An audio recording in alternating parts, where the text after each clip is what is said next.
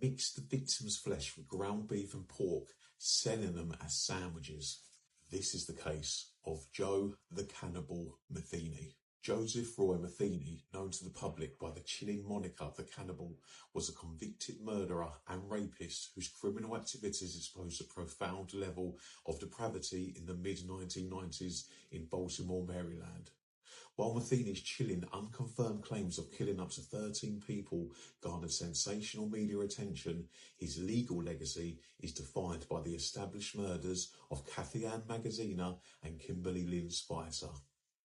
His case serves as a disturbing examination of a predator who methodically targeted the most vulnerable, primarily young women suffering from drug addiction and homelessness. Metheny's MO was highly localized and predatory. He worked and lived in a trailer on the property of a pallet factory in southwest Baltimore, a location he used as his base of operations. He would lure victims, often sex workers, to this secluded trailer under the guise of offering drugs or companionship. Once inside, Metheny would overpower his victims. In the case of Kimberly Lynn Spicer, the established method was a vicious stabbing. If you're enjoying this content, please like and follow. Also, please comment on any cases you would like me to cover in the future. Metheny was a massive man, standing over 6 foot tall and weighing over 400 pounds, making it difficult for his victims to resist. After the murders, he would dismember the bodies and conceal the remains by burying them in shallow graves around the factory site.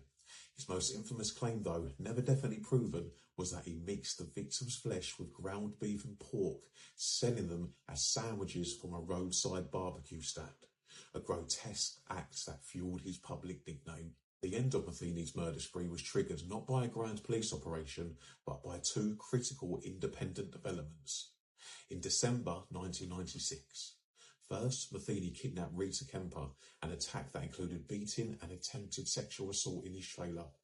Kemper fought back and managed to escape, immediately going to the police to report the attempted murder and kidnapping. On the very same day, authorities received a crucial tip.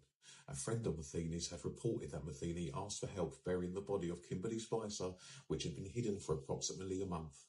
The convergence of Kemper's report and the accomplice's information led police directly to Metheny and the factory site, resulting in his arrest on the 15th of December 1996. Following his arrest, Metheny confessed to the Spicer murder and subsequently led the investigators to the dismembered remains of both Spicer and Kathy Ann Magaziner. Metheny was prosecuted in a series of trials in 1997. He was convicted of the kidnapping and attempted sexual assault of Rita Kemper, receiving a 50-year sentence. In 1998, he was convicted of the murder of Kimberly Spicer, for which he was initially sentenced to death. That same year, he pleaded guilty to the murder of Kathy Ann Magaziner, receiving a separate life sentence.